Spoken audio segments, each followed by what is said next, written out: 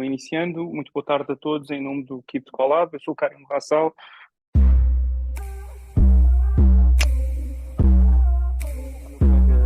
Miguel, vamos dar início a esta sessão dedicada precisamente aos desafios da sustentabilidade no contexto urbano e tentar perceber aquilo que são os impactos destas novas tecnologias, em particular a inteligência artificial, neste hidrato.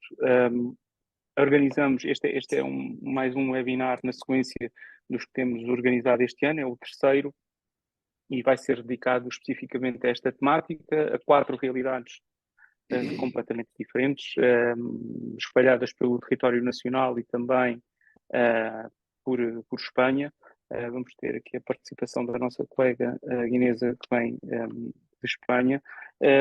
Vamos organizar esta sessão em blocos de sensivelmente 15 minutos, onde os nossos oradores vão apresentar aquilo que são as temáticas relacionadas com este tema deste webinar, e no final vamos ter um tempinho, 15 minutos, para perguntas e respostas. Peço a todos os participantes que quiserem, neste contexto, ir endereçando as suas questões para nós organizarmos aqui a sessão de perguntas e respostas via chat. E agradecer-vos todos uma vez mais em nome do Keep Collab a vossa presença. Vou passar a palavra ao meu colega Miguel.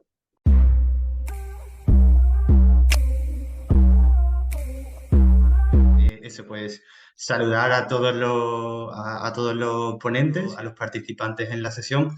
Este evento también está acogido por el evento Sustainable Horizons, de un proyecto Horizon que lideramos en la Universidad del Algarve y que tiene el objetivo de trabajar en sustentabilidad desde un enfoque multidisciplinar.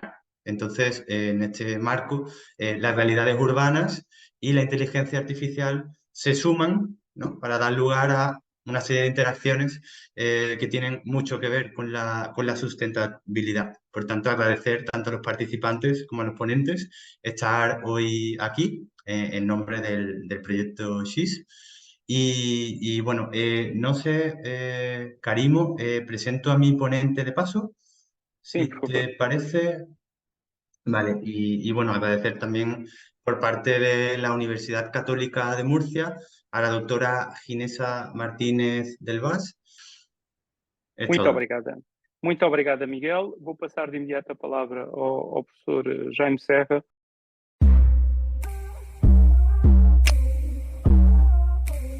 Muito obrigado, Karimo. Em primeiro lugar, cumprimentar todos e agradecer o convite do KIPT e felicitá-vos pela iniciativa. Cumprimentar também as minhas colegas de painel e de facto, o contexto, o desafio que foi lançado para falar um pouco sobre sustentabilidade no contexto urbano, levou-me logo a pensar na realidade que vivemos aqui em Évora, e que desde 2009, 2010 nós temos retratos sucessivos daquilo que tem sido a impactação do turismo em concreto neste espaço geográfico. Eu, obviamente, poderia ter várias latitudes para enfrentar este desafio que foi lançado, este tema. Quis olhar um pouco para uma microescala e preparar uma pequena apresentação dentro daquilo que é o tempo disponível para, de alguma forma, expressar um bocadinho 3 ou 4 ideias fundamentais. Em primeiro lugar, também dar uma nota metodológica sobre os dados que vou utilizar. Não são dados muito avançados, são praticamente todos baseados no INE. Também dar-vos a partir daí um contexto daquilo que é o contexto espacial e geográfico da cidade de Évora, alguns indicadores de desempenho turístico, e depois fazer uma pergunta ao ChatGPT sobre esta questão, utilizando aqui esta questão da inteligência artificial e quais são os desafios que Évora, enquanto espaço urbano, deverá ter em conta naquilo que é o futuro do planeamento urbano em termos turísticos. Enfim, muito rapidamente, eu utilizo aqui dados que vão desde 2013 a 2022, sobretudo dados exportados pelo INE.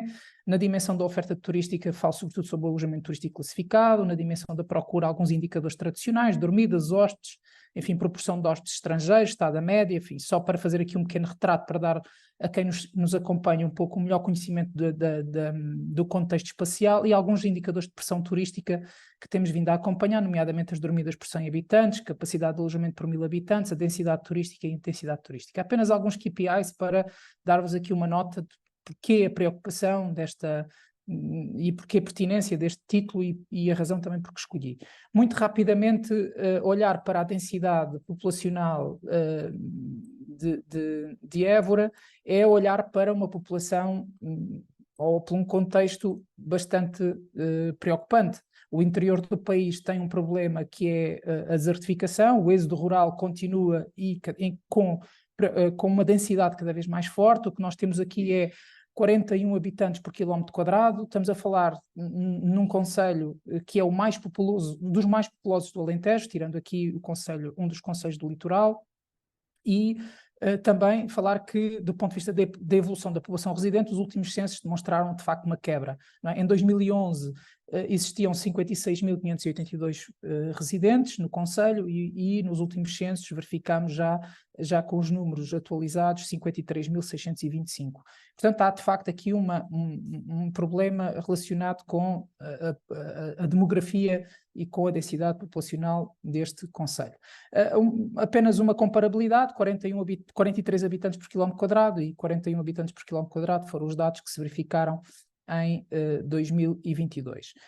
Também aqui uma relação, como já disse, da população residente de 2011 para 2022. Do ponto de vista de alguma caracterização relacionada com alguma oferta, estamos a falar num centro histórico classificado Património da Humanidade, em 86, onde a questão da volumetria, da riqueza do património construído, tangível, é muito evidente, mas também uma relação intrínseca com o património intangível.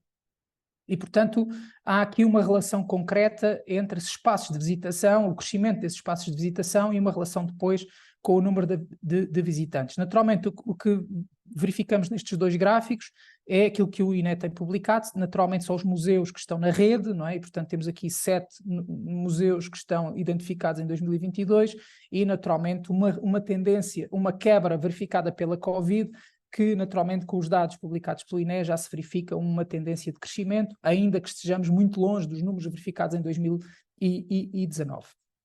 Do ponto de vista das dormidas, talvez o indicador mais expressivo daquilo que é o peso do turismo na cidade, a cidade verificou em 2022 622.819 dormidas, em que há um equilíbrio de 56% no mercado português e de 43% no mercado estrangeiro. Dar uma nota do ponto de vista regional: Évora é um oásis, digamos assim. Porquê? Porque é que nós dizemos que é um oásis? O concelho é aquele que tem maior equilíbrio entre o mercado nacional e internacional na região, sendo que do ponto de vista global o Alentejo tem sempre um grande desequilíbrio, é de facto uma região muito dependente do mercado nacional, na ordem dos 65% a 70% e de 30% a 35% no mercado estrangeiro. Évora é de facto aqui um núcleo bastante interessante. Reportemos a 2019, em que o mercado estrangeiro era maior do que o mercado português, e é uma tendência que em 2023, segundo os novos dados do INE, já se está a verificar. Portanto, estamos a retomar aquilo que eram indicadores de 2019 e o comportamento da procura turística está a verificar exatamente o comportamento que tinha deixado em 2019. De facto, o mercado português já recuperou em relação a 2019, mas em relação a 2019 o mercado estrangeiro ainda está aquém daquilo que foi, menos 21% em relação a 2029. Também as dormidas globais, as dormidas totais ainda estão, francamente acreditamos que com os dados que temos, que 2023 vai aproximar-se praticamente no nível zero de recuperação em relação a 2019. Portanto, isso é apenas um retrato daquilo que Évora tem como expressão turística. A estada média, de acordo com o INE, é 1,7 noites na cidade. É sempre o tal problema da necessidade de garantir uma maior permanência nos destinos. Enfim, a relação é que a questão aqui em particular da região é que nós temos o território que é basicamente um terço do território português e, portanto, esta relação de 1,7 noites deve ser sempre no contexto de um comportamento de touring, ou seja, os nossos visitantes estão identificados que, por exemplo, ficam uma noite no Norte Alentejo, uma noite no litoral ou duas, e depois acabam por ficar mais uma noite em Évora. Há uma relação de touring que não espelha exatamente o número que é publicado pelo INE. Aliás, posso avançar que o Observatório para a Sustentabilidade do Turismo da Região Alentejo vai lançar uma grande sondagem no ano que vem para determinar o perfil do visitante nas 2 épocas sazonais e, portanto, vamos ter uma melhor percepção daquilo que é, de facto, o comportamento espacial dos nossos turistas na região Alentejo. Do ponto de vista da sazonalidade, nós temos uma taxa de sazonalidade muito interessante, de 33,7% em 2022. Isto quer dizer que temos um destino, sobretudo no comportamento dos portugueses, que é muito procurado ao longo do ano. É um comportamento muito estacionário, o que é muito interessante numa região como o Alentejo, garantir comportamentos distintos. Eu não mostro aqui um gráfico, nós no Observatório estamos a tratar, que é de facto comportamentos distintos por mercados, ou seja, os nossos comportamentos sazonais e o índice de amplitude sazonal é muito diferente, por exemplo, dos mercados de longa distância como o Canadá, os Estados Unidos e o Brasil, em relação, por exemplo, aos mercados de turismo interno europeu, nomeadamente os franceses, os alemães, os nórdicos e até os espanhóis. E, portanto, há esta relação muito distinta que vai permitindo criar esta dinâmica. Passando um bocadinho para algumas reflexões sobre a caracterização da oferta, hoje Évora apresenta uma oferta muito interessante do ponto de vista, cresceu exponencialmente do ponto de vista da oferta de camas e de quartos, e também cresceu bastante do ponto de vista dos proveitos totais. Atingimos em 2022 4,4 milhões de euros em proveitos totais e 28,4 em proveitos de aposento, o que é de facto um número muito, muito interessante.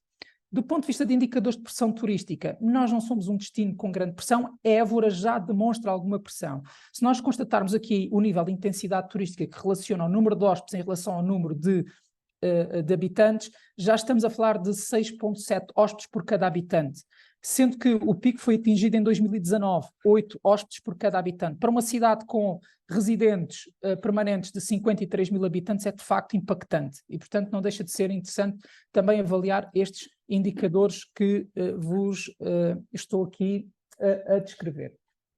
Quanto às questões e aos desafios do centro histórico, o centro histórico estamos a falar de uma questão que já é discutida há algum tempo, sobretudo sobre os desafios do turismo, quem questiona, quem responde, quem decide o futuro, quando se decide e como se decide. São perguntas que têm acompanhado os vários planos estratégicos, que têm acompanhado várias discussões, inclusive a discussão entre os executivos e a própria universidade, que tem participado em muitos estudos, mas sobretudo a questão que se coloca é o que é que se pretende, o que é que se quer alcançar com o turismo na cidade de Évora. E essa resposta continua ainda por ter, de facto, uma evidência clara.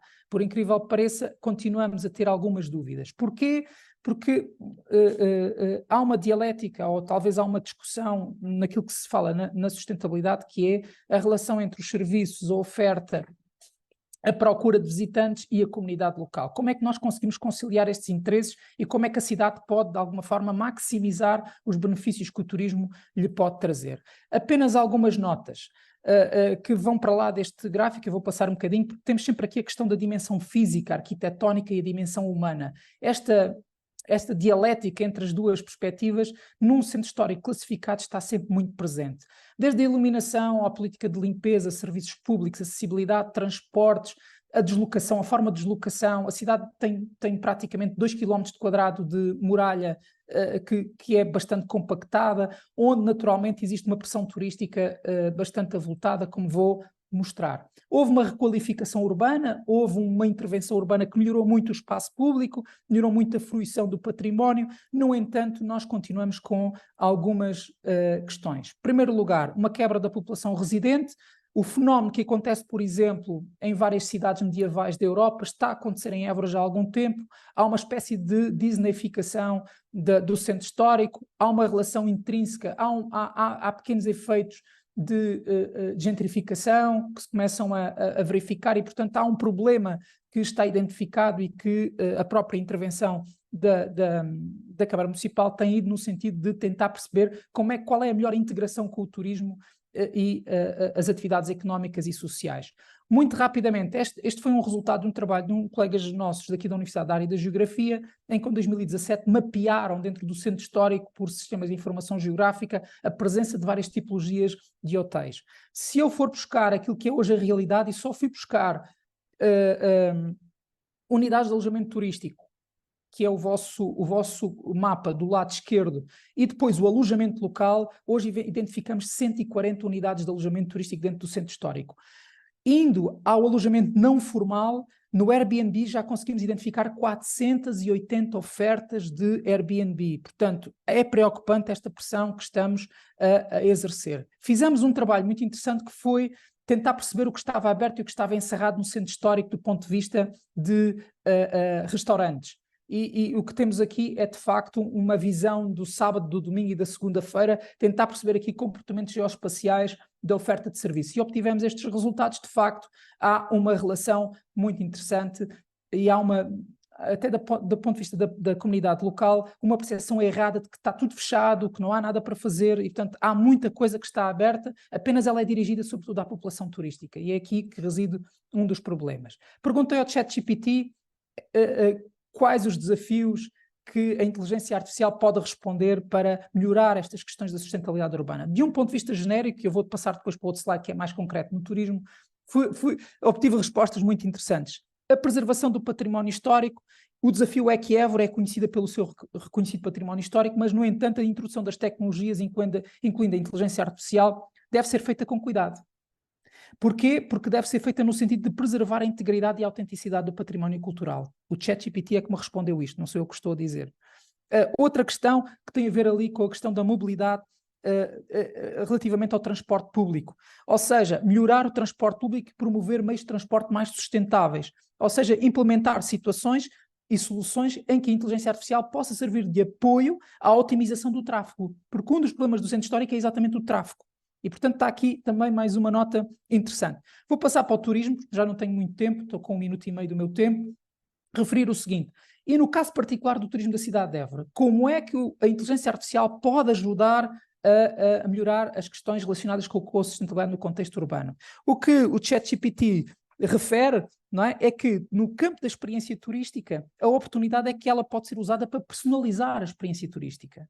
Isto é, por exemplo, fornecendo recomendações personalizadas com base no histórico de visitas que esse cliente já tem, ou no histórico de motivações associadas a outras visitas que esse cliente vai deixando no seu track do ponto de vista daquilo que é procura online. Por exemplo, qual é o desafio? É equilibrar a personalização. E, mais uma vez, o ChatGPT vem dizer cuidado com a autenticidade do património tangível e intangível. É o ChatGPT que diz isto como um desafio e como uma oportunidade para a inteligência artificial. Por último, queria deixar aqui uma oportunidade, não é? Que o ChatGPT deixou relativamente às tecnologias, quando fala aqui da questão, por exemplo, do marketing e da promoção turística. É que o ChatGPT pode ajudar, refere que a inteligência artificial pode apoiar melhores ações de campanhas de marketing dirigidas para os mercados que, de facto, têm interesse exatamente neste tipo de nicho, relativamente ao património cultural e à fruição de um património vivido.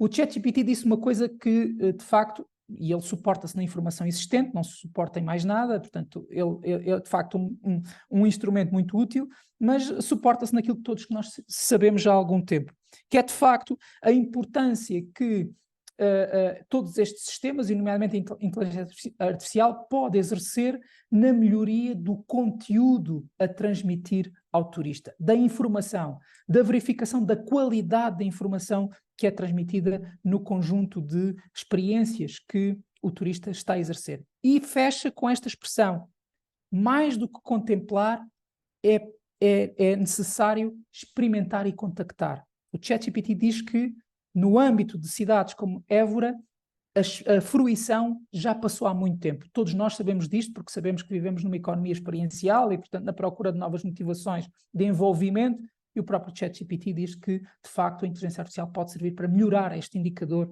e este índice de serviço. Enfim, convido-vos a visitar Évora 2027, levem Évora convosco. Obviamente estarei disponível para mais questões, teria outras questões aqui para conversar, mas acho que para 15 minutos deixo aqui este repto e deixo aqui estes desafios. Obrigado.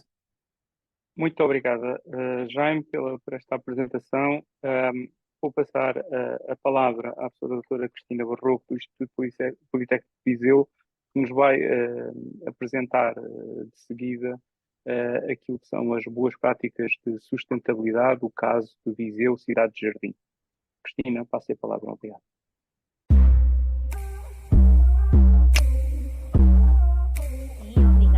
Muito obrigada. Penso que estão a ouvir-me já, não estão? Sim, muito bem. Então, começar por, obviamente, cumprimentar todos os presentes e agradecer o convite que o KitLab também me fez para estar aqui presente. É realmente um grande gosto hoje vir aqui debater um bocadinho esta questão dos desafios da sustentabilidade no contexto urbano, embora devo dizer que quando os meus amigos mais próximos viram o tema deste webinar e a continuação era o impacto da inteligência artificial, riram-se imenso com isso. Eu não sou propriamente uma pessoa muito ligada à inteligência artificial e às novas tecnologias, mas achei muito curioso várias coisas que o colega Jaime falou aqui e tendo em conta as respostas do chat GPT, e vou aqui partilhar algumas coisas que fazemos na cidade de Viseu e que se calhar até vão ao encontro daquilo que a inteligência artificial sugere. Portanto, a minha comunicação tem exatamente a ver com boas práticas de sustentabilidade na cidade de Viseu, cidade essa conhecida por ser uma cidade-jardim, slogan este que nos acompanha há mais ou menos 80 anos, está bem? Portanto, já data ali da década de 40 do século passado. Antes de dar aqui alguns exemplos de boas práticas, eu gostava de referir aqui 3 aspectos que são determinantes e quando nós pensamos em sustentabilidade, pensamos sempre nestas 3 grandes vertentes, não é? A vertente económica, a vertente social e a vertente ambiental, e é um bocadinho de encontro, indo ao encontro destas 3 vertentes que eu tentarei dar aqui alguns exemplos. Também dizer que aquilo que eu considero, digamos que um destino sustentável deverá preencher está intimamente ligado com estas 2 frases que eu retiro aqui, uma delas que me acompanha desde sempre, desde que comecei a estudar turismo há 30 anos atrás, e que diz que uma boa cidade para visitar tem de ser uma boa cidade para morar. Portanto, e esta é realmente uma das preocupações que eu acho que a todos nos diz muito, quem estuda turismo, que é: podemos querer muitos turistas nas nossas cidades, mas queremos acima de tudo também que elas sejam boas cidades para a comunidade local. E para que um destino tenha esta perspectiva sustentável, há realmente que fomentar a qualidade de vida de quem vive nesse território, obviamente quem visita, e servir também como um atrativo para o investimento para esse território. Quando nós falamos de Viseu, quais são os principais atributos e recursos? Ora, se isto fosse uma apresentação presencial, eu tenho a certeza que se eu perguntasse assim, então e o que é que conhecem de Viseu? A resposta seria esta: é a cidade das rotundas, não é? É verdade, temos muitas rotundas em Viseu. Já agora fica aqui então provocatório a pergunta, poderá ser que no final se encontre a resposta de quantas rotundas tem Viseu, a cidade das rotundas. Então, o município de Viseu define como aqui 4 grandes, que eles definem como os principais atributos da cidade, portanto, a partir de vários aspectos. O primeiro é a melhor cidade para viver. Viseu foi já por várias vezes contemplado com esta certificação. Bem-estar, segurança, escala humana, uma cidade familiar, uma cidade ainda de pequena dimensão, etc.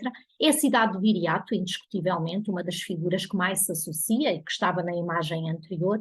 2.500 anos de história, pré-nacionalidade, a cava de Viriato, o facto de serem octógono, o que nos remete para construções muito características, o Grão Vasco, o Renascimento. É a cidade de Jardim, portanto este que nos acompanha, como eu disse, há bocadinho já há muitos anos, e nestes últimos anos tem-se afirmado muito como cidade vinheteira. Portanto, aqui com 2 grandes vertentes, a questão do enoturismo e a questão da gastronomia, e o facto de estarmos exatamente inseridos naquilo que é o coração da rota do vinho do Dão.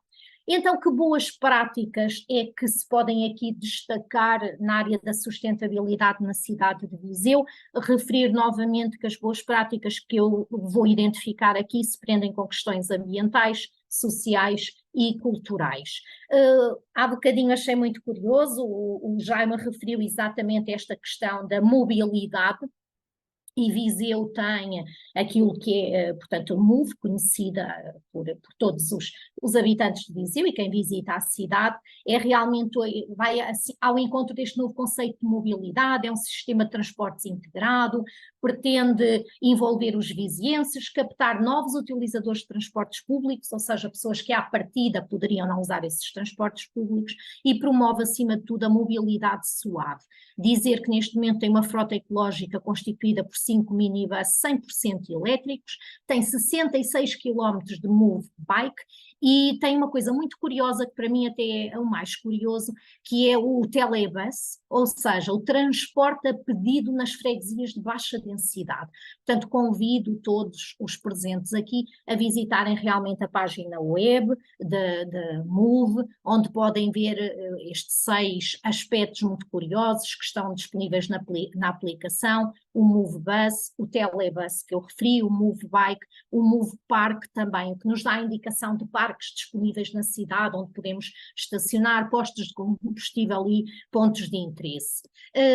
Temos um outro projeto também muito curioso em Viseu, Viseu Recicla. Nestes últimos anos houve uma duplicação do número de ilhas ecológicas, passámos de 349 para 755 equipamentos, o que é uma coisa extraordinária, e temos aqui este projeto tão interessante que consiste aqui na distribuição de um cartão aos moradores, que lhes permite abrir os contentores de recolha seletiva e que depois, mediante os níveis de depósito, ou seja, mediante a quantidade de lixo que eu deposito, é-me atribuída uma compensação pelo contributo desenvolvido, e essa compensação pode-se passar por coisas muito curiosas, como projetos a implementar no meu bairro, etc. Portanto, o Viseu Recicla tem realmente aqui aspectos muito curiosos. Depois temos tido aqui também uma grande preocupação com a vertente animal, neste caso mais canina, portanto, e ao longo destes últimos tempos tem-se implementado vários contentores de dejetos caninos na cidade. É realmente uma cidade onde se nota de dia para dia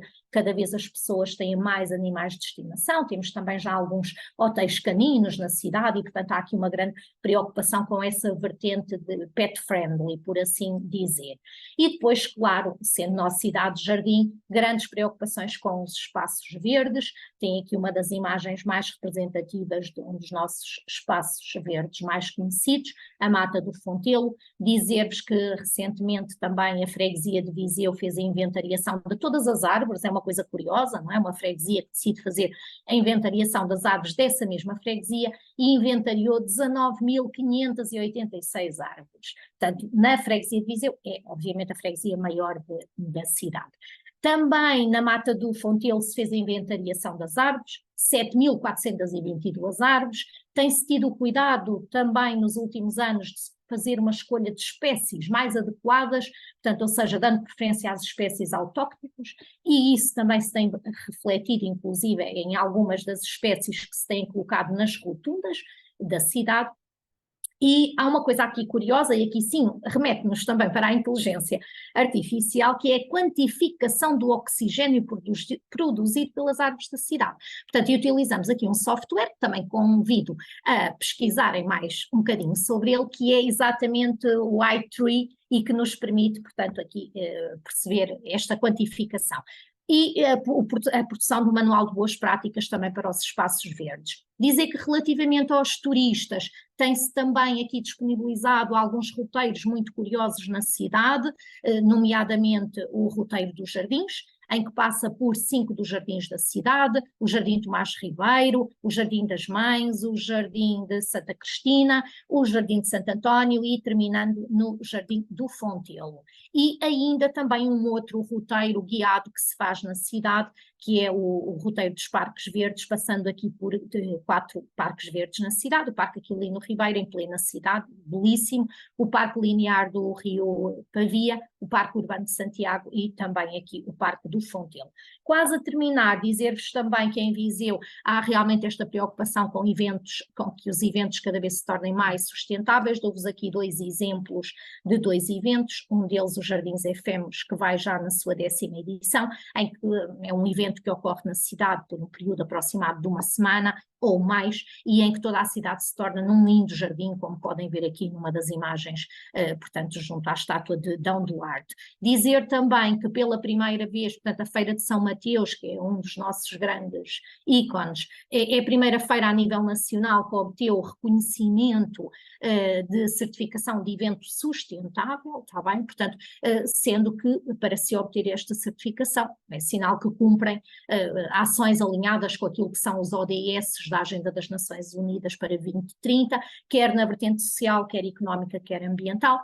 E, portanto, numa questão também aqui mais social, falar-vos muito rapidamente do itinerário acessível que existe em Viseu, portanto, e que está disponível para pessoas, portanto, pessoas com incapacidades, com algum tipo de deficiência, podem realmente ver que zonas do centro histórico é que podem visitar e quais os entraves que têm. Dizer também que tem sido feito aqui um esforço para uma sinalética mais acessível e inclusiva. Neste momento existem 61 marcos distribuídos pela cidade, que fornecem, como podem ver aqui neste, informações em português, inglês, francês e espanhol e disponibilizam o nome dos locais em braille, em alguns deles mais alguma informação já, mas portanto neste momento ainda só relacionado mais com o título.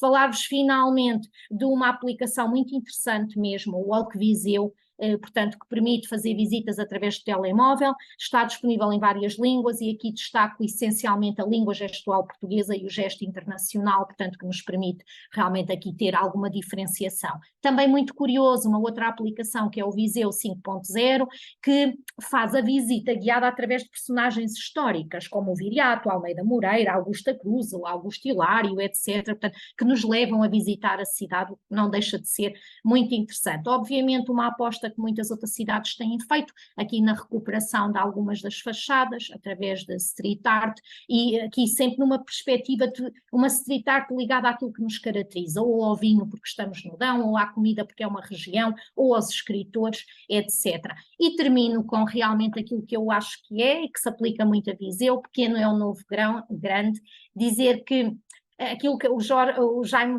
referia isto também há bocadinho, não é? Um bocadinho esta questão da experiência e da diferenciação, e que as experiências mais ricas e fascinantes vêm da singularidade de cada cultura, da diversidade das comunidades locais e do contacto com a diferença. O pequeno em tamanho, como é o caso de Viseu, é abundante em atributos que às vezes não pensamos tanto, como o tempo, o silêncio, o espaço, a história, a alma e obviamente os sabores autênticos, e agradeço muito portanto não falei de inteligência artificial, mas espero que tenham ficado com vontade de visitar Viseu e que também estes exemplos possam servir para dar esta ideia de que estamos realmente preocupados com a sustentabilidade. Obrigada. Muito obrigada, Cristina, por esta apresentação e naturalmente Viseu deixa sempre saudades a quem passa por Viseu. Viseu fica um bocadinho em nós, não é? Vou passar a palavra à doutora Alexandra Gonçalves, que vai-nos falar um bocadinho sobre o turismo urbano sustentável, relativamente às suas oportunidades e desafios. Alexandra, o palco é teu. Obrigado.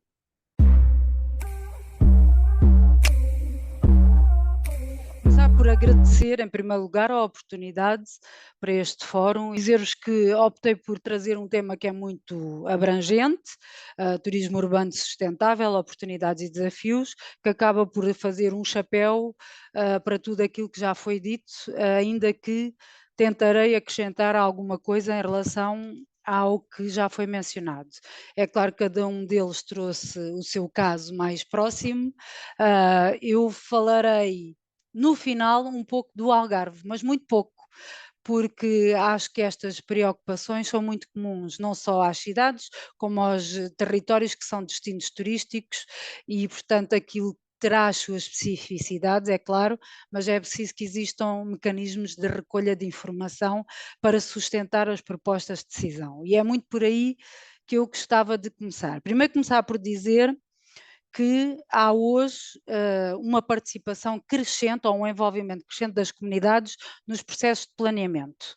E a forma como esta participação é tida hoje é cada vez mais inteligente, ou seja, inteligente no sentido smart, no sentido de utilizarmos mecanismos de recolha de informação que às vezes o próprio consumidor, turista, não se apercebe que essa informação está a ser recolhida, apesar de dar as suas autorizações através às vezes de descarregar uma aplicação móvel, por exemplo.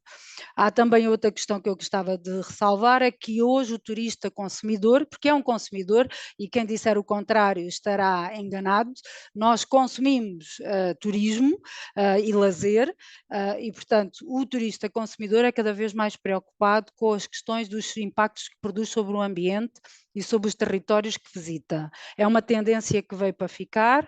É claro que haverá ainda mercados e destinos a trabalhar de massificação e temos alguns exemplos internacionais e aqui bem ao lado que estão a trabalhar otimamente a transformação de uma imagem de destino massificado para destino inteligente e sustentável. E digo só, vão ver o site, a página de Benidorm e aquilo que está a ser feito no modelo de desenvolvimento sustentável para Benidorm, que todos temos como imagem neste momento ainda nas nossas memórias da densidade urbanística e da construção em altura junto à zona litoral.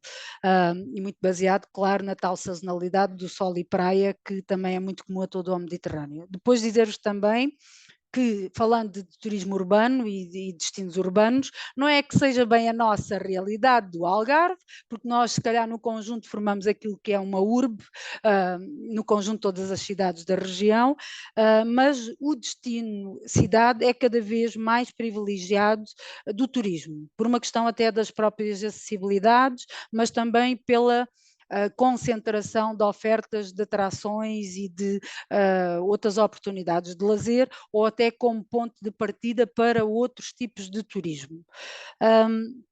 E também vão continuar a ser, porque há uma tendência para a concentração das populações nos espaços urbanos e para a densidade de ofertas nestes espaços urbanos. Depois, também outra questão que já foi falada quer pelo Jaime, quer pela Cristina, ainda que de formas diferentes, que tem que ver com esta coisa das cidades serem melhores para residir, são melhores para visitar, não é? Há até uma declaração que reconhece better cities to live, better cities to visit, ou better communities to live, better cities to visit, porque de facto uma coisa não pode viver sem a outra e não há hoje cidades sem turismo e engane-se quem pensar de outra forma. Portanto, eu acho que estes pressupostos de partida para a nossa conversa não vale a pena discutirmos de outra forma, porque isto é constante e é mundial, é global, portanto não é uma coisa só de alguns. Depois outra questão que é, há uma tendência para falar em smart cities, cidades inteligentes e cidades sustentáveis e juntar as duas numa só ideia, porque acabam por andar de mãos dadas, mas são coisas distintas. Portanto, é verdade que o termos uma cidade que se baseia em processos de recolha de informação inteligente ou tecnológica, de base tecnológica, permite assim melhor implementar medidas de sustentabilidade nos territórios, porque dá-nos indicadores para medir e para avaliar os resultados das medidas que são implementadas e, portanto, conduzem assim a cidades mais sustentáveis. Portanto, quando falamos em cidades sustentáveis, a preocupação é muito centrada nestas questões, nas mudanças que estão a existir na sociedade atual, mas também noutras coisas, na redução de resíduos, na redução do consumo de água, na menor perda de água, da reciclagem da própria água, da reciclagem dos resíduos, dos fatores ambientais, mas não só, como já vimos também, dos fatores sociais e dos fatores associados já cada vez mais à cultura, à autenticidade, à proteção, salvaguarda e valorização da identidade local. Portanto, em termos de de grandes desafios, destes equilíbrios entre turismo e comunidade residente. Já percebemos que o ponto de partida é sempre uma comunidade residente. Quanto melhor for a compatibilização das atividades, mais sustentável será. Enquanto destino turístico, que é o nosso olhar, não é? O que é que se pretende? Diferenciação da concorrência, chamar a atenção para grupos-alvos determinados através de mensagens próprias, criando a nossa imagem, a nossa credibilidade, influenciar as emoções do consumidor crescentemente, ganhar essa confiança, fidelizar e garantir alguma qualidade que está muito associada a uma questão de criar benefícios mútuos, quer para os agentes do turismo, quer para todos os agentes do território, mas sempre indo no sentido de dar resposta aos tais objetivos do desenvolvimento sustentado, dos 17, numa aplicação ao espaço urbano, que veremos mais adiante.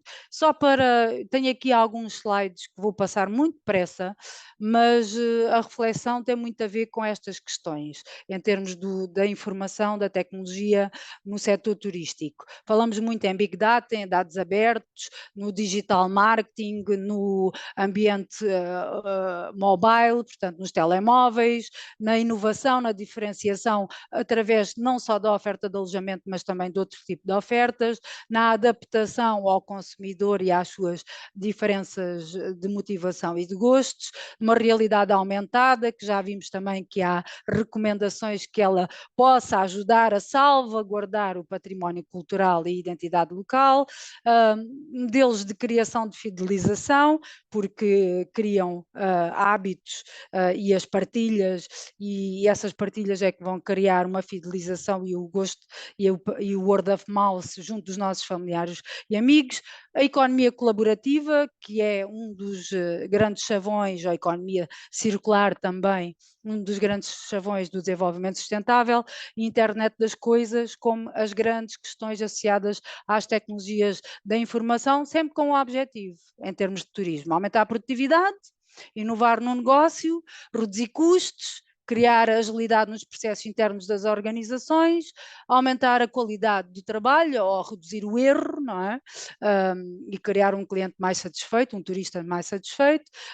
Também criar alguma motivação para o trabalhador, porque lhes garante facilidade na implementação de algumas tarefas, e também contribuir para o aumento da segurança no trabalho. A tecnologia acelerou estes processos e trouxe precisamente uma série de inovações mais aceleradas ao nível do funcionamento do turismo, desde o momento da reserva até o momento da operação de regresso a casa. Portanto, há aqui várias ferramentas que foram sendo introduzidas que alteraram totalmente a forma de trabalhar o negócio turístico e que também se relacionam com o destino, com o território onde esse turismo acontece. Uma das quais tem que ver diretamente com a forma como nós hoje nos promovemos e o potencial deste tipo de publicidade associado ao marketing digital, que é muito mais orientada, que mede mais facilmente a sua eficácia, tem baixos custos, mas também tem uma pegada, não deixa de ter uma pegada ecológica associada aos meios utilizados, mas tem resultados significativos que se conseguem alcançar de forma bastante mensurável. Pois a questão do ambiente móvel e de como hoje fazemos as visitas virtuais, nós temos um exemplo mais adiante de um projeto em que estamos a utilizar precisamente o iHeritage, uma plataforma móvel para criar percursos associados ao património cultural e material da dieta mediterrânica. Aqui está uma visita a um parque natural e um parque nacional na África do Sul, em que há uma experiência que tenta ser imersiva. Por vezes o contacto com este tipo de população não é assim tão fácil, mas consegue-se através de uma visita orientada no telemóvel criar de facto uma imersão, a reprodução dos rugidos e uma informação mais aprofundada sobre o que se está a ver, com vídeos disponibilizados, com a indicação dos locais onde se podem encontrar os animais, com anúncios a promover outras atrações. Portanto, é uma tendência que veio para ficar também.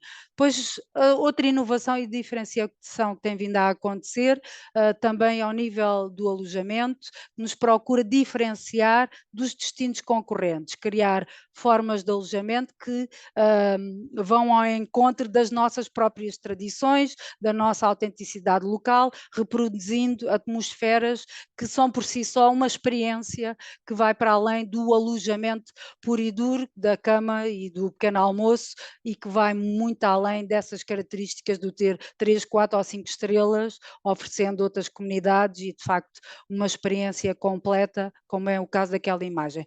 A realidade imersiva tem aqui o exemplo do iHeritage, se quiserem visitar o site, têm a oportunidade de perceber as experiências de realidade aumentada e de realidade virtual e multidimensão que estão a ser criadas ao nível da Bacia do Mediterrâneo, unindo património da Unesco em torno do Mediterrâneo, criando de facto a apetência para visitar outros destinos a partir de uma plataforma online. Agora, a diferença desta plataforma em relação a outras é que ela é ativada através de um QR Code que obriga a visita ao local.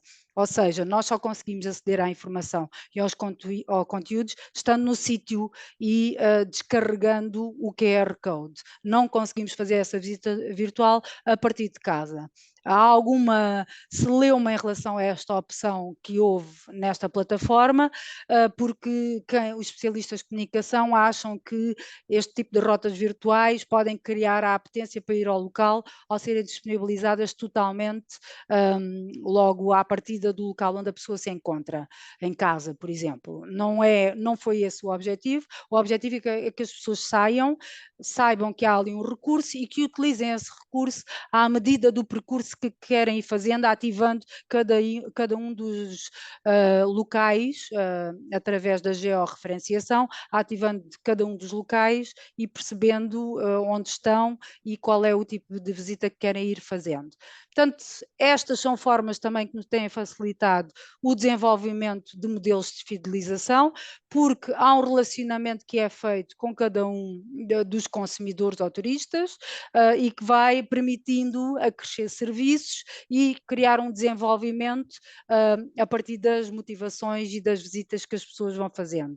Portanto, as redes sociais e as aplicações, falamos hoje de um turista, de um consumidor muito diferenciado do consumidor da década de 80, que queria estar na praia a apanhar sol e não fazer nada, hoje é muito mais interativa e as pessoas tentam ir moldando a sua visita e criando novas oportunidades de voltar ao mesmo local com outras ofertas. Outra das transformações tem que ver com esta economia colaborativa, da combinação de fornecedores, da criação de propostas em plataformas que combinam várias atrações, várias ofertas, várias oportunidades de lazer, sem que tenhamos que ir a cada um dos fornecedores ou que tenhamos que ir a uma agência de viagens para adquirir o serviço completo combinado. Portanto, esta acessibilidade ao turista hoje é feita através de um ecrã e de um clique e isso resulta de todo este desenvolvimento que tem havido em torno das plataformas colaborativas, mas também da internet das coisas, que nos permite aceder em qualquer lado a qualquer informação. Portanto, desapareceram intermediários, a procura de experiências, sensações e trocas por parte dos turistas é contínua e é crescente. Os segmentos tradicionais deram lugar a outro tipo de segmentos, porque o conhecimento sobre esses segmentos é muito mais personalizado. Tem aqui alguns links, depois podemos disponibilizar, inclusive, esta informação. A gama de produtos e serviços disponibilizados é muito maior e, de facto, há aqui uma melhoria que se espera não só na comunicação, na geração de informação, na competitividade dos destinos, mas também na criação de novas funcionalidades que vão surgindo desta detecção de novas oportunidades. Portanto, Smart Cities e Smart Destinations obrigam sempre a uma coisa que é muito ousada, que não está, em regra, muito praticável por parte da administração pública, mas que começa a ser cada vez mais crescente. Como vos disse, é a comunidade, é o município de Benidorm que abraçou esta questão de ser uma Smart City e que introduziu no seu planeamento esta forma de trabalho, esta estratégia, e está hoje completamente neste caminho e juntando indicadores de sustentabilidade. Há inclusive já indicadores desenvolvidos de sustentabilidade das cidades, que têm várias dinâmicas, incluem, por exemplo, a questão da habitação ou a questão da saúde nesses indicadores, que são essenciais para a população. Quando se vê num período do verão uma população triplicada, quadriplicada, quintuplicada, como acontece em alguns meses no Algarve, é muito importante ter indicadores que nos permitam avaliar se as respostas que estamos a dar vão ao encontro da procura existente no território. E não podemos ter uma procura, uma oferta às vezes fixa ao longo do tempo, que tem que ser reforçada em determinados períodos do ano, e este tipo de inteligência permite-nos realmente dar respostas. Pois há outra questão, é que nós somos cada vez mais turistas, ou temos cada vez mais turistas no nosso espaço comum. Há um número grande de novos residentes que vêm porque nós necessitamos de nova mão de obra para suprir as necessidades de trabalho no nosso território, até para responder ao próprio turismo, mas há também os turistas residentes, e todos estes fazem parte desta comunidade, que é flutuante, mas que procuram todos o mesmo, qualidade de vida, as respostas às suas necessidades. Portanto, estes moradores locais não são só os ditos cidadãos portugueses, portanto, são muito mais. Portanto, é necessário, de facto, adotar cada vez mais este planeamento inteligente nos nossos mecanismos de decisão. Estão aqui exemplos que já conhecem e vou avançar rapidamente. A Academia Digital do Turismo de Portugal tem dado algum contributo para formações online muito acessíveis, o chatbot dos destinos, o Airbnb, com plataformas colaborativas, e avançando para o fim e dizendo que há aqui conceitos emergentes nas Smart Tourism Destinations, que vão certamente ser falados pela colega que me vai suceder nas apresentações, que têm a ver com a utilização dos dados, a ciência da análise de dados, que nos permite a informação fidedigna e em tempo real, que é outra coisa, que já não precisamos de ir com questionários para a rua, mas através da informação que nos é disponibilizada por estas plataformas conseguimos aceder a muita coisa. E temos os Objetivos de Desenvolvimento Sustentado, há que estabelecer indicadores, avaliá-los, para que precisamente consigamos depois ter respostas que vão a este encontro.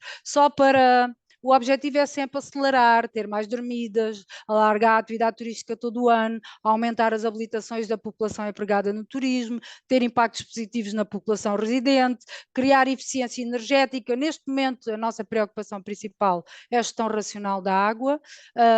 Para o Algarve, como destino turístico inteligente, foram identificadas estas 4 dimensões, em que está também a transformação digital, a acessibilidade, a cultura, o património, criatividade e inovação, e a sustentabilidade como eixo autónomo, onde estão aqui esmiuçados alguns dos principais indicadores que devem ser desenvolvidos para sermos mais smart destination e, por sua vez, um modelo de desenvolvimento turístico mais sustentável.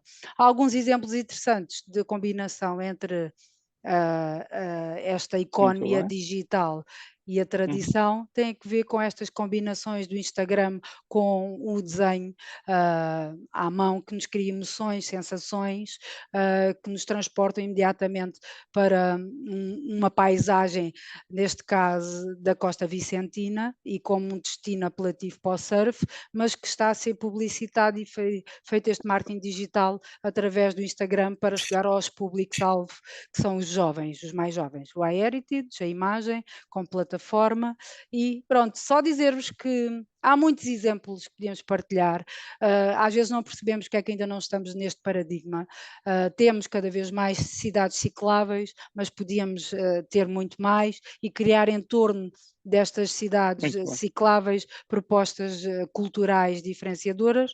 Isto é tudo muito complexo, mas nós podemos contar estas histórias de formas bastante diferenciadas e bonitas, recorrente também a mecanismos que combinam o desenho e a tecnologia, por exemplo, a história das borboletas, que é lindíssima, e evitar, de facto, este tipo de postura agressiva perante o turista, que é visto em algumas cidades como altamente ameaçador, sobretudo em cidades onde há um excesso de carga no número de turistas. E nós vivemos cada vez mais, e termino aqui, entre o local e o global, e como é que conseguimos, por um lado, ter esta visão sistémica, conjunta, global, e estar ao nível das inovações, e ao mesmo tempo ter a nossa autenticidade e a nossa diferenciação na oferta que vamos proporcionando a quem nos visita. E é muito por aqui, sempre com respeito, claro, e benefícios mútuos para a população residente todo o ano. Muito obrigada. Muito obrigado, Alexandra. Vou passar a palavra ao meu colega Miguel, que vai fazer a apresentação da nossa última oradora da tarde. Força, Miguel. Y muchas gracias. Bueno, enhorabuena a los tres ponentes. Y bueno, ya he hecho una pequeña introducción antes de la doctora Ginesa y no quiero redundar, vamos un poquito justos de tiempo. Por tanto, ya ella que recalque la presentación que quiera recalcar y adelante. Es tuyo el escenario, Ginesa. Bueno, nosotros hablo desde la Cátedra Internacional de Inteligencia Turística de la región de Murcia y hablo sobre la gestión de la inteligencia turística en la resolución de problemáticas ante la divergencia de datos. El caso de uso de la sostenibilidad urbana, sobre todo en el territorio que nos afecta. Lo primero que tengo que marcar, y en el hilo de mi colega Alessandra, que ha estado planteando precisamente y ha hablado de los destinos turísticos inteligentes o la del Smart City, creo que va muy bien esta exposición porque nosotros partimos ahora de que ya estamos trabajando como destinos turísticos inteligentes y que ahora lo que tenemos es un ecosistema de datos en el que nos encontramos un nuevo enfoque de gestión de los destinos, donde principalmente lo que tenemos es una gran divergencia de información, una gran diversidad de información sobre distintas fuentes. De los ecosistemas de datos dentro de los destinos turísticos inteligentes, los Smart City, ¿vale? O aquellos destinos que quieran serlo, se encuentran en ese espacio tan grande, de tanto volumen de información. Están los datos a escala nacional, los que hacen las asociaciones turísticas, las empresas consultoras, las empresas tecnológicas, las universidades, los institutos de datos, da igual. En cualquier caso hay una diversificación de información donde de alguna manera la parte oficial de los datos y la parte no oficial de datos que aparecen está ahí presente en el marco, en ese ecosistema que tenemos nosotros que abordar y darnos cuenta de eso. Es cierto que desde la Secretaría de Estado de Turismo de España se creó DataStur, que es una gran plataforma donde aparecen todos esos datos y donde de alguna manera se quiere dar una transparencia y sobre todo se quieren ver esos datos abiertos de los que dispone el gobierno de España. Es cierto y todos sabemos que los datos nos aportan información y que la información nos aporta conocimiento y eso nos lleva a tomar las decisiones que son oportunas. Y de ahí basa en la Smart City y de ahí se basa la gestión de los destinos turísticos inteligentes. De alguna manera eso es cierto y hasta ahí todos estamos de acuerdo y por eso todos estamos trabajando en los datos y en obtener información. Pero nos estamos dando cuenta que todas las comunidades autónomas, las provincias e incluso los municipios están creando sus propios sistemas de inteligencia turística. O sea, un municipio, por ser destino turístico inteligente, tiene un sistema de inteligencia turística, una comunidad autónoma también lo tiene, y eso hace que haya una gran divergencia, una gran cantidad de sistemas de inteligencia turística que de alguna manera pretenden a su vez que alimente al gran sistema de inteligencia turística de España. Ese es un poco hacia donde estamos ahora trabajando. Es cierto que ahora mismo el problema está en la comercialización del dato, ¿vale? Y ahí es donde entramos en una reflexión que nos está conduciendo a que sí es cierto que todos estos sistemas de inteligencia turística se alimentan de datos oficiales, pero también de datos de, por ejemplo, telefonía móvil, datos de otras fuentes, ¿vale? Que bueno, que tenemos que ver también qué veracidad tiene esa información. Pero no solo esto lo vemos en los sistemas de inteligencia turística en todo el mundo. Perú, República Dominicana, México, Argentina, todos los países están trabajando en tener su propio sistema de inteligencia de datos en sus territorios. Entonces, realmente estamos viendo un mercado increíble de información y de conocimiento que se está cada vez desarrollando. En el caso de Murcia, de la región de Murcia, que es de donde yo soy, nosotros tenemos la Smart Office, que es la oficina de información de datos del ITREN, que se encarga sobre todo de la información que le llega tanto de los datos abiertos como de los datos que extraen de otras fuentes o incluso de los datos comprados, ¿vale? A telefonía móvil sobre todo. Cuando nosotros nos enfrentamos a esos datos, tanto los datos que tienen del INE como los datos propios del ISTREN, de la Smart Office, o incluso los datos de los flujos de telefonía, ¿vale? Por la plataforma regional Urbo, de la cual adquiere la Smart Office, pues nos encontramos con información muy diferente a la que nosotros nos tenemos que enfrentar y tenemos que reflexionar sobre esta burbuja de datos que tenemos en este gran ecosistema. Nos encontramos, por ejemplo, cuáles son las fuentes, qué está pasando con los datos, qué datos son los que son válidos.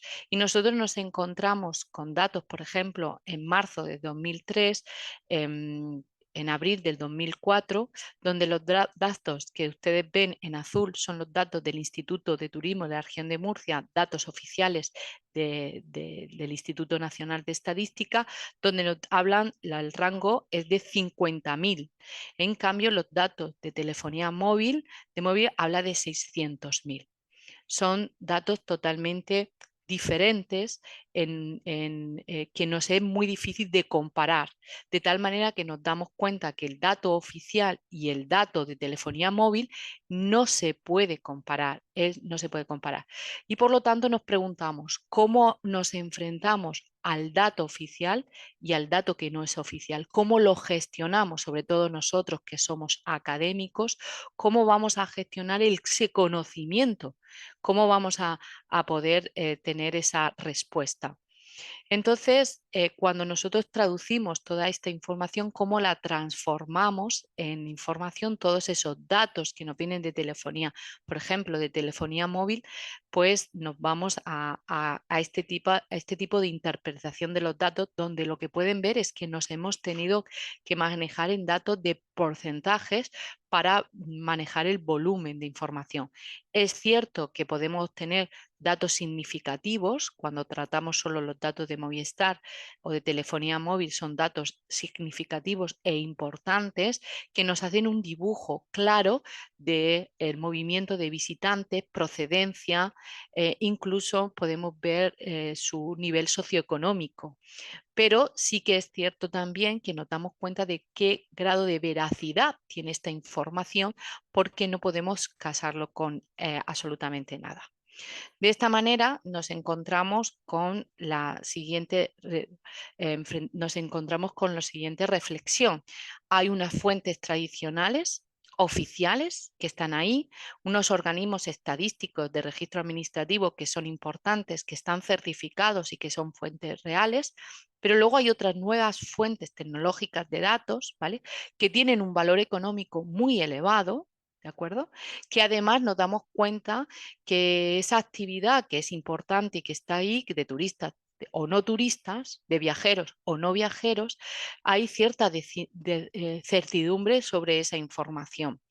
Entonces nos damos cuenta al final que tenemos que reflexionar y nos podemos ir a que esos datos, esas nuevas fuentes tecnológicas, también deben de estar certificadas, tienen que tener una regulación para que nosotros podamos pensar que ese dato realmente puede ser utilizado. La única manera de cotejar un dato de telefonía móvil con un dato real en el territorio es tener sensores en el destino que pueda contrastar esos datos, algo que también lleva muchísimo trabajo y que dificulta en gran medida el trabajo como para saber realmente los datos de la afluencia de visitantes en un determinado lugar. ¿De acuerdo? Entonces hay que reflexionar mucho sobre esta diferencia entre los datos tradicionales y los nuevos datos tecnológicos, y hay que saber cuánto es su valor, aunque sí que somos conscientes de la importancia que tiene, y cómo se van a integrar en el sistema de información. Así que, y para terminar, los retos a los que nos vamos a enfrentar, a los que nos estamos enfrentando en esos grandes sistemas de inteligencia turística que a todas las escalas, tanto local, regional, nacional como internacional, existen y son reales, y que los productores de información, los grandes los que más ofrecen datos, pues también tenemos que dar cuenta de que no todo vale, y también es muy importante ver cómo nos dan esa información y cómo nos dan esos datos. Los datos y la información debe de estar certificada. Habrá un sistema de certificación para ver la veracidad de esa información, para que realmente los destinos puedan comprar, gastar sus ahorros y su dinero en esos datos. Compartir los datos es esencial, porque si no, obviamente, estamos haciendo negocios. La administración pública está haciendo está de alguna manera dándose cuenta de que no podemos estar dando nuestro dinero a empresas privadas donde se están lucrando de información que a veces está limitada, que la integración de las fuentes de datos y los procesos de veracidad son muy importantes, que hay plataformas y ecosistemas de datos que nos conducen hacia un escenario de gobernanza que es necesario y que tenemos que reflexionar, pero también muy limitar esa información y esos datos, que la interoperatividad entre los ecosistemas son fundamentales, que tenemos que intentar tener 1, 2, 3 fuentes de datos y con esa saber manejarla y obtener información cada vez más real, y el coste de los datos, su calidad y su valor tiene que ser también muy reflexionada. Y nada más. Muchas gracias. Muito obrigado, Guinesa, pela apresentação. Vamos passar agora para uma parte de questões para debatermos um bocadinho aquilo que foram as vossas apresentações, que muito agradeço e que enriqueceram em muito o nosso conhecimento, do público em geral e os que estão connosco neste webinar, relativamente ao que se está a fazer, ou como se está a fazer, desde a microescala à escala do destino. E isso é muito importante, criar este awareness nesse sentido. E se calhar, enquanto as questões no chat não fluem, eu queria colocar uma questão à vossa consideração e que suscitava aqui alguma reflexão, que é relativamente a isto, ou seja, percebemos que temos as plataformas, temos a informação, essa informação de alguma forma vai influenciar aquilo que são as estratégias, ou pelo menos que se pretende que influenciem as estratégias e o processo de decisão nos destinos. Perguntava-me o papel do turista, o tal turista e o tal turismo que as cidades não podem deixar de ter para continuarem a avançar, não só pelo seu contributo económico, mas também social. Perguntava-vos a todos, neste sentido, e muito diretamente, que é, será que o turista, mesmo neste contexto tecnológico, não estará, a partir de um determinado momento, demasiado assoberbado pela quantidade de aplicações que no fundo podem ser um entrave para a sua verdadeira vivência da experiência turística? Qual é a vossa visão sobre isto? Karimo, sim, eu avanço, enfim. Aliás, em primeiro lugar, a discussão está muito interessante y Guinesa, nosotros tenemos lo mismo problema con nuestra plataforma. Es la integración de datos que tiene proveniencias completamente diferentes y distintas. La cuestión es exactamente la cuestión que Karimo ha puesto ahora. A questão do turista ser o agente ou um dos focos de onde nós podemos beber informação tem exatamente a ver com, muitas vezes, a necessidade dos sistemas terem tal integração ou a necessidade dos vários tipologias de recolha de dados estarem já numa lógica ubíqua. Ou seja, é necessário que o planeamento e a governança dos destinos que assumem ser destinos inteligentes assumam, não em várias plataformas, mas numa plataforma única, a integração da informação. O que é que eu quero dizer com isto? Quero dizer que não vale a pena continuarmos a esconder os dados. Vale a pena, sim, partilhar numa plataforma única aquilo que são as recolhas das várias dimensões que queremos analisar no comportamento do consumidor. Imaginemos a seguinte situação. É impensável nós estarmos recorrentemente a ter lógicas de procura de informação que é proveniente, ponto 1, das entidades oficiais de turismo nacionais, depois das regionais e depois das locais. Ou seja, há um excedente de pedido de informação que vai colocar exatamente um problema do lado do consumidor, que é, ele sente que deixa de ter tempo para a fruição da sua experiência e começa a sentir que é o objeto de observação constante. E isto cria um problema que é, então, se já não temos informação por via do meio tradicional, que é o inquérito por questionário, porque legitimamente qualquer um de nós pode não querer responder, passamos a ter então outra questão que é a repudiar ou negar inquéritos ou qualquer contacto de informação voluntária, seja pelo registro num hotel, seja por ativação de um QR Code, seja até por estarmos mais atentos naquilo que é o contrato de informação de cedência, de autorização de informação pessoal. E esta questão tem que ser resolvida do lado das estruturas que têm a responsabilidade de gerir toda a inteligência turística. Não vale a pena continuarmos a criar plataformas em cima de plataformas, vale a pena sim criarmos um modelo, como a Ginessa estava a referir, que é uma governança ao nível dos destinos turísticos que possa ter uma participação ativa das várias instituições. Só para fechar, um dos exemplos, isto é uma crítica explícita, mais crassos que nós temos em Portugal, é o INE. O INE fornece dados ao Turismo de Portugal e o Turismo de Portugal fecha os seus dados numa plataforma que todos nós conhecemos, o Travel BI, e, por exemplo, os observatórios de turismo estão a pedir os mesmos dados ao INE. E, portanto, esta questão que está a criar um problema de relação institucional, não é, entre as várias instituições, que na verdade tem o mesmo objetivo, que é divulgar os indicadores, cria problemas depois ao nível micro. Ou seja, observatório, quero inquirir o visitante, mas tenho os hotéis que também querem inquirir os visitantes, tenho a AETA, a Areste, a HP, o Monitor, etc., todos com o mesmo objetivo. E, portanto, só há uma solução, é adotar modelos de governança inteligente.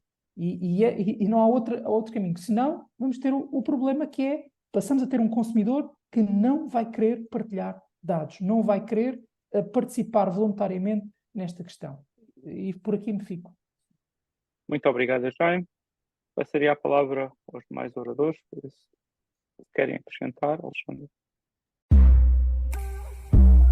Eu posso acrescentar que sentimos isso na pele. Nós estivemos com uma equipa a desenvolver o Plano de Desenvolvimento Turístico em Martin Tavira e havia já um conjunto de turistas que se recusavam a responder porque diziam mesmo, estou de férias, não quero responder a questionários, porque há de facto uma pressão para a obtenção de informação de várias, é no hotel, é no meio de transporte, é em vários sítios em simultâneo e no verão então ainda mais, havia em vários sítios em simultâneo vários inquéritos a decorrer a recolher a informação junto dos turistas e as pessoas começam a recusar-se. Portanto, este tipo de recolha de informação tem que ser cada vez mais aberta, ou seja, com base não no questionário fechado da aplicação com elemento humano, mas através da cedência de dados que se consegue fazer através das várias plataformas.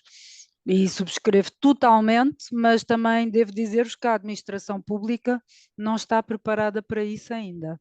É preciso fazer um trabalho, e somos nós, academia, que temos que fazer muito esse trabalho, desbravar terreno, porque até a questão da consulta pública, se nós pensarmos, quando há um processo de planeamento e temos que fazer consulta pública dos documentos que estão para ser aprovados, a tendência é sempre disponibilizar o documento em algum sítio e depois a recolher contributos, quando hoje sabemos que não pode ser assim, temos que ir mesmo a pedir à procura de outros mecanismos para as pessoas, para já chegarem ao documento e depois para recolhermos informação que nos torne essas propostas de decisão e de políticas para o futuro adequadas àquilo que as pessoas querem, porque senão estamos a fazer planeamento para nós próprios e não reflete a realidade nem as necessidades das populações. E depois temos às vezes aquelas questões que nos surgem com abaixo-assinados, que vão acontecer sempre, não é? Mas porque não houve um envolvimento das comunidades que são diretamente, que sofrem diretamente os efeitos das nossas decisões em todos os organismos, não houve essa consulta e envolvimento direto.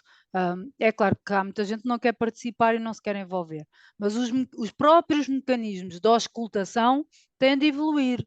E a administração tem que refletir a evolução dos tempos de hoje. A base tecnológica pode afastar algum tipo de turista, haverá sempre quem fuja da tecnologia, mas é crescente a tendência para a introdução destes mecanismos, porque eles, em regra, servem para resolver problemas, ou seja, são mecanismos que são introduzidos para facilitar ou para responder a problemas que a sociedade vai tendo ou a novas necessidades. E, portanto, a partir daí, eu acho que é incontornável, não é?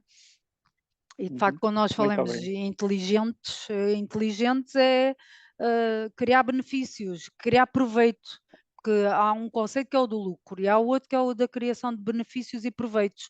Quando nós falamos em desenvolvimento de proveitos e de benefícios, estamos a falar em trocas, em benefícios para todos. E, portanto, eu acho que a tecnologia tem que ser cada vez mais utilizada nesse sentido.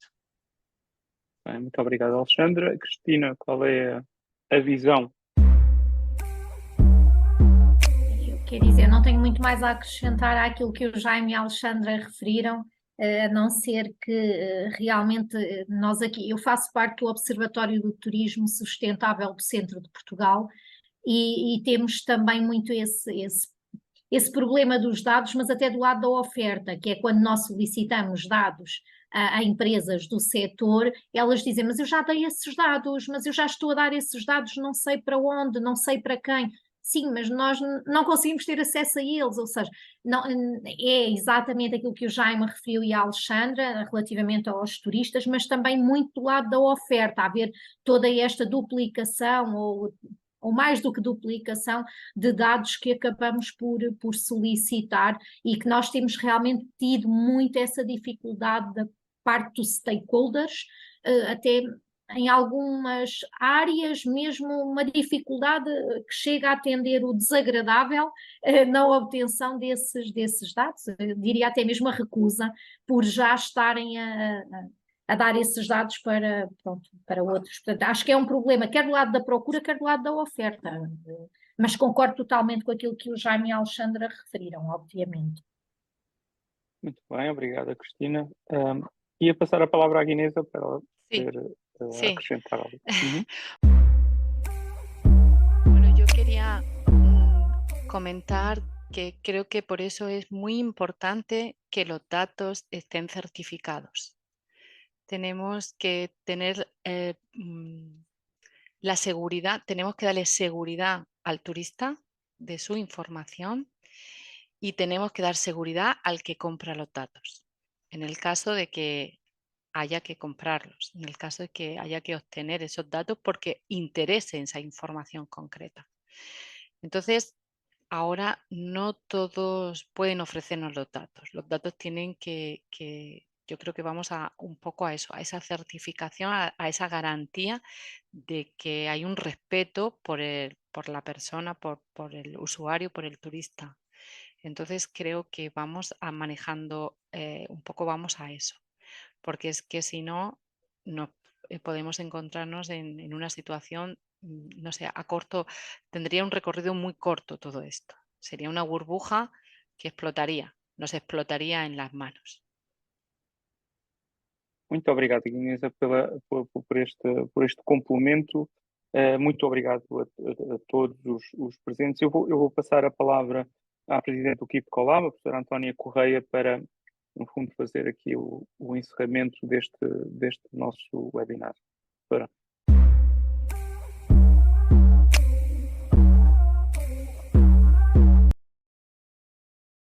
A seguir com a câmara desligada, mas a ouvir-vos atentamente, porque tive que me desdobrar em duas. Uma questão da inteligência artificial também já chega aqui, o qual é que há fones discretos que dá para fazer as duas coisas ao mesmo tempo. E essa também é uma característica dos humanos, nós conseguimos fazer mais do que uma coisa ao mesmo tempo. É de facto louvável e a lição que se tira deste seminário é que exatamente nós estamos todos na mesma página. Nós estamos todos a lutar por destinos mais inteligentes, mas o destino mais inteligente é claramente aquele destino que consegue facilitar a informação e os dados para quem o governa e para quem o visita. E, portanto, esse é o nosso grande calcanhar daqueles. O que nós vamos ter que conseguir fazer a muito breve prazo, sob pena de perdermos a competitividade e o estatuto de melhor destino do mundo, é ter dados acessíveis para uma governação e dados acessíveis para quem nos visita poder escolher aquilo que quer fazer sem ter que correr 30.000 aplicações diferentes ou plataformas diferentes. Nós estamos exatamente com o mesmo, eu gostei muito de vos ouvir a todos, revejo muito naquilo que a Ginesa fez, porque também estou a lutar para termos um observatório, mais um observatório, eu já começo a dizer mais um, porque efetivamente toda a gente faz observatórios e, portanto, nós quisemos fazer diferente. Nós estamos a criar um observatório em que não tem intervenção humana e, portanto, tem intervenção humana agora na conceptualização, mas depois todos os dados serão carregados automaticamente, exatamente porque nós acreditamos que é preciso uma certificação. E a mão dos dados, a mão humana, traz sempre muitas dificuldades a margem de erro é muito alta e, portanto, nós queremos algo que permita, mas queremos principalmente transformar aquela bateria de indicadores que estamos a trabalhar e aquele observatório numa ferramenta de todos e para todos. Não é nossa aquela ferramenta. É uma ferramenta que eu espero que os observatórios todos da sustentabilidade possam partilhar dados connosco e nós partilharmos com eles e que haja esta propriedade dos dados, deixe de ser um tema ou um motivo de competitividade entre equipas para passar um elo de ligação entre as várias equipas. E, portanto, eu acho que isto é fundamental. Eu gostava muito de manter o contacto com a Ginesa e também mais rapidamente voltarmos a uma conversa, talvez, para lhe mostrar o que é que estamos a fazer, também com os observatórios e com a Cristina, para podermos ver. Já estive a olhar para o ARIT, está espetacular, parabéns, Alexandra, e, portanto, é um bocadinho no somatório destas pequenas partes e destes pequenos contributos que nós conseguimos construir um destino melhor, e é por aí que eu acho que nós temos que ir. Partilhar, fazer o nosso alicerce da nossa investigação e, sobretudo, criar uma forma de tornar estes dados acessíveis a todos. Tenho muitas dificuldades em perceber, e era isso que eu um bocadinho queria discutir depois com a Ginesa numa reunião mais particular, muita dificuldade em perceber que haja necessidade de vender estes dados. Acho que os dados deviam ser livres, até porque eu estou a ir buscá-los ao INET, estou a ir buscá-los a fontes secundárias e, portanto, não me sinto habilitada para vender uma coisa que não é minha. Pronto. E, portanto, tenho aqui algumas reservas, ainda não decidi, aliás, já me foi solicitado que fizesse exatamente o modelo de negócio do observatório, mas eu sinceramente não estou confortável, porque eu gosto de vender aquilo que eu faço, aquilo que os outros fazem e que eu, de alguma forma, trabalho por cima, não me parece. Fica aqui um desafio interessante, inclusive é de incluirmos uma parte interessante daquilo que a Ginesa está a fazer do iHeritage, do observatório, como links dentro do nosso observatório. Fica esse repto. Fica também aqui um repto que me pareceu bastante interessante e, Jaime, acho que nós deveríamos pensar nisso, não sei se o Jaime ainda está, mas de qualquer forma, acho que era um repto interessante. Começámos a criar uma bateria, todas nós andamos na rua, eu estava-vos a ouvir, nós andamos na rua todos a fazer questionários e andamos a perguntar todos a mesma coisa. Por que não? Por que não criarmos nesta plataforma, que já está a criar, para não estarmos a criar outra, mas obviamente com links para as vossas, para podermos partilhar, começámos a debitar nestes fóruns, nestas plataformas que estamos a criar, todos os questionários e as bases de dados que, entretanto, vamos recolher. Eu acho que seria um passo de gigante na investigação em turismo e fica aqui o desafio para pensarmos nisto e, eventualmente, começarmos, de fato, a criar uma plataforma onde possam ser debitados todos esses questionários, todas essas informações, porque muito provavelmente ou a Cristina já fez, ou eu já fiz, ou a Alexandra já fez, ou o Jaime já fez, ou a Ginesa já fez. Porque é que nós estamos a repetir uma coisa que já foi feita? Vamos lá tentar, ou pelo menos se temos que ir para a rua e temos verba para fazer, pelo menos que a gente consiga fazer diferente. Certo? Boa. E consiga complementar o que já está feito. E, portanto, essa homogeneização de bases de dados é um desafio que eu lanço aos colegas e que eu, muito rapidamente, gostaria de tornar realidade, pelo menos com aquelas entidades que estão disponíveis a isso, certo? Porque se nós começarmos a criar aqui uma partilha interessante dos questionários, eu estou a fazer isso com as investigações, o Keep está a fazer isso, estamos a fazer um Keep Talking, onde fazemos a apresentação de teses de doutoramento. Temos feito isso com várias pessoas, devagarinho, porque não conseguimos chegar a todos, não somos assim tantos, somos muito poucos para aquilo que fazemos, parecemos muitos, mas não somos, e, portanto, estamos a trabalhar no máximo da eficiência técnica e económica e, portanto, nós queremos realmente, vamos fazendo, estamos a partilhar todas as investigações que estão a ser feitas via Keep Talking, mas acho que podíamos também dar um passo gigante na construção de uma base de dados gigante com todos os questionários que nós já fizemos e acreditem que eu já fiz muitos.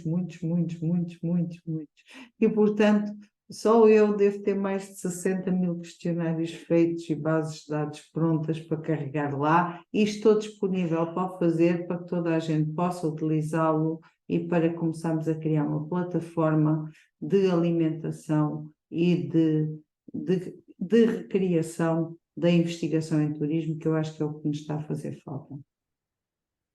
Muito obrigada por vossa presença. Estamos disponíveis para continuar a trabalhar com todos.